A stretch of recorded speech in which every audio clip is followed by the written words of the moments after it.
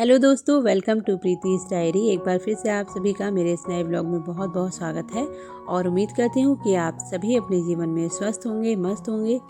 तो यहाँ पर हो रही है बच्चों के टिफ़िन की तैयारी और आज उनको नाश्ते में मैं देने वाली हूँ आलू के पराठे। और इधर ना कई दिनों से बच्चे डिमांड भी कर रहे थे आलू के पराठे खाने की और ये सभी बच्चों के फेवरेट होते भी हैं। तो बस यहाँ पर आलू मैंने बॉईल होने के लिए सुबह ही रख दिए थे। तो जब तक मैंने अपने झाड़ू वगैरह लगाई, छत पर टहल कर आई, तब तक मेरे आलू ठंडे हो गए थे। तो यहाँ पर बस आलू का मसाला तैयार कर लूँगी और उसके साथ ही बच्चों के टिफ़िन में जाएंगे आज आलू के पराठे और हम लोग भी नाश्ते में आज यही करने वाले हैं। तो इस समय ना मौसम भी थोड़ा सा चेंज हो गया है, सर्दियों की शुरुआत हो गई है, तो इसमें ये सब चीज़ें ना बहुत अच्छी लगती हैं। अभी लगभग 5:30 बजे का टाइम हुआ है और मेरे आधे से ज़्यादा काम ख़त्म हो चुके हैं। तो बच्चे जब तक सोते रहते हैं ना तब तक काम भी बहुत आराम से हो जाते हैं और सुबह उठने के बस यही फ़ायदे हैं कि हम ना अपने काम सब टाइम से कर लेते हैं। और बच्चों के साथ तो देखिए ये है कि उनको कुछ ना कुछ चाहिए होता है, तो आपको उनके उठने के बाद उनके पास हमेशा अवेलेबल होना पड़ता है।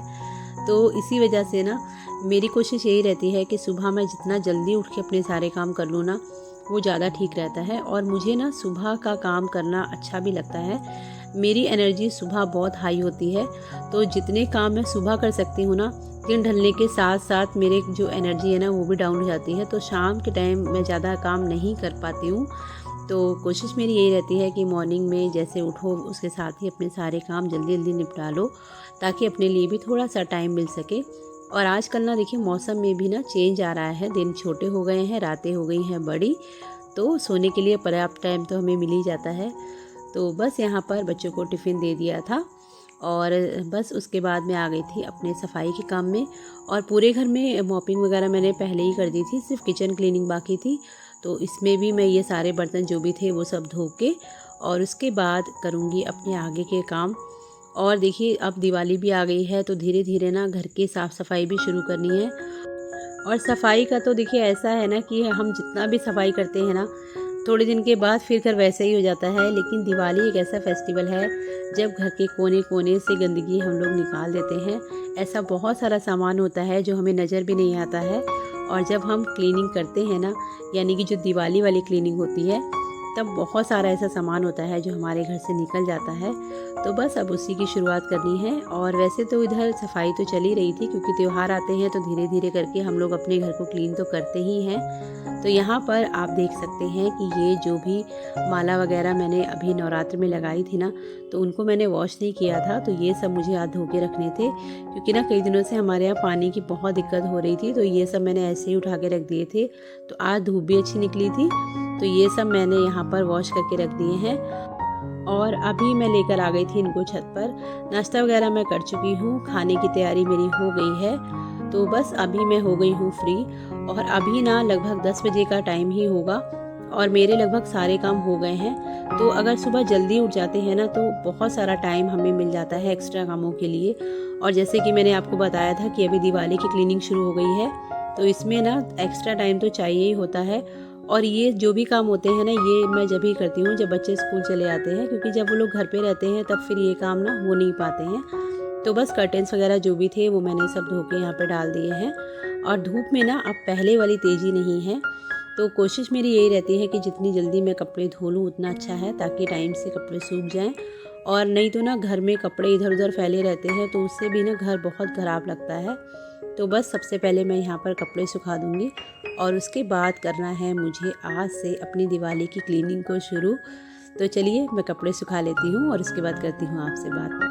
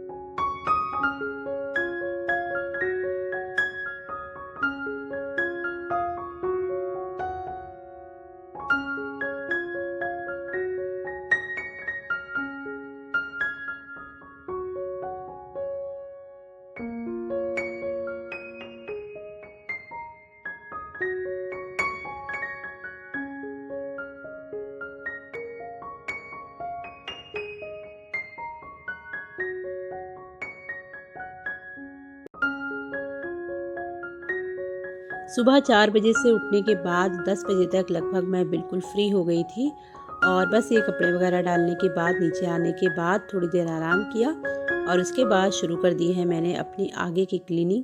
क्योंकि देखिए अभी पूरे घर को एक साथ फैला के अगर काम करेंगे ना तो बड़ा मुश्किल हो जाएगा। तो मेरी कोशिश यही रहती है कि मैं स्टेप बाय स्टेप एक एक जगह को लेकर चलूँ ताकि अच्छे से डीप क्लीन कर सकूँ।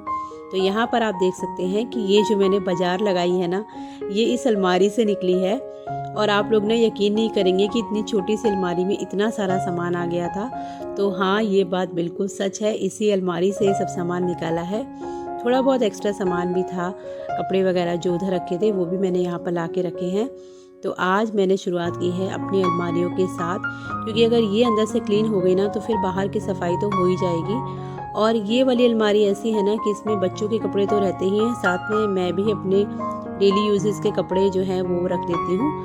तो आज मैंने सोचा है कि इसमें से ना अब मैं अपने सारे कपड़े निकाल कर अलग कर दूँगी और इसमें सिर्फ बच्चों के कपड़े रहने दूँगी, क्योंकि ना फिर बहुत ज़्यादा मिक्स हो जाता है तो ढूंढना काफ़ी मुश्किल हो जाता है। और किसी भी जगह की अगर आपको क्लीनिंग करनी है ना तो सबसे पहले ना उसको बिल्कुल खाली कर दीजिए। उससे पता चलता है कि इसमें क्या क्या सामान था और अब आपको सामान किस तरह से सेट करना है। तो बस मैं भी वही कर रही थी, अलमारी को कर दिया था पूरी तरह से खाली।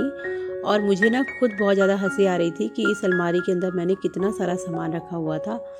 तो बस यहाँ पर आज मैं इसमें से ना जो सामान ऐसे हैं जो किसी को देने हैं कपड़े वगैरह, वो मैं अलग कर दूँगी और जो मुझे रखने हैं बस वही कपड़े मैं रखूँगी।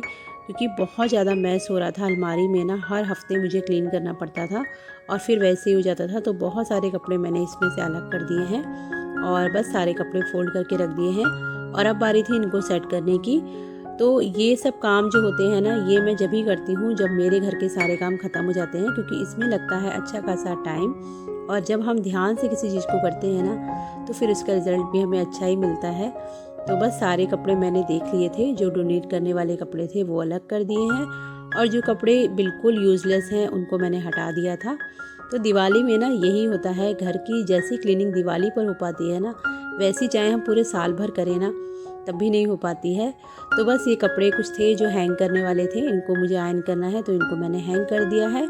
और जो कपड़े फोल्ड करके रखने वाले थे उनको मैंने रख दिया है। और बच्चों के जो नए कपड़े थे वो तो मैं नीचे वाले सेक्शन में रखती हूँ, तो वो तो बहुत ज़्यादा ख़राब नहीं होता है। बस ये डेली यूज़ के कपड़े जो होते हैं ना, यही ज़्यादा ख़राब होते हैं। और इस अलमारी में से ना बच्चों के कपड़े कम, मेरे कपड़े ज़्यादा निकले थे। तो वो निकालने के बाद अब आप देख सकते हैं कि अलमारी अच्छे से सेट हो गई है और मुझे ना इतनी सेटिस्फेक्शन मिल रही थी। कई दिनों से जब भी मैं अलमारी खोलती थी ना तो वो हौच पौच सामान देखकर बड़ा मूड ख़राब हो जाता था। तो आज मुझे ना बड़ी तसल्ली सी मिल रही है। और ऐसा कहा भी जाता है ना कि घर अगर हमारा अच्छे से सेट होता है, ऑर्गेनाइज होता है, तो उसकी जो फीलिंग होती है ना वो हमें महसूस होती है। अच्छी चीज़ों से, ऑर्गेनाइज चीज़ों से ना हमेशा अच्छी वाइब्स आती है। तो बस वैसी ही फीलिंग मुझे आ रही थी।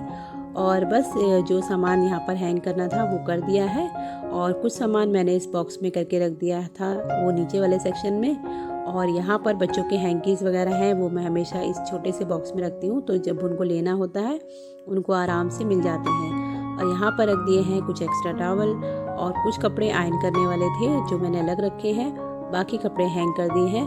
तो इतना सारा काम करने में ना कम से कम मुझे 1 घंटा लगा है।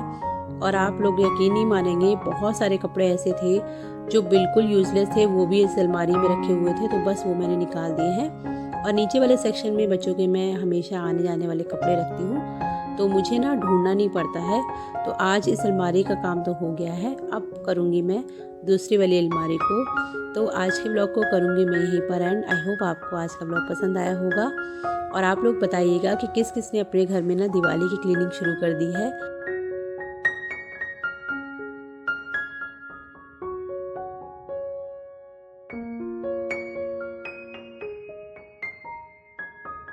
मिलती हूँ आपसे अगले ब्लॉग में, तब तक अपना बहुत ध्यान रखिए, खुश रहिए और मेरे चैनल के साथ जुड़े रहिएगा।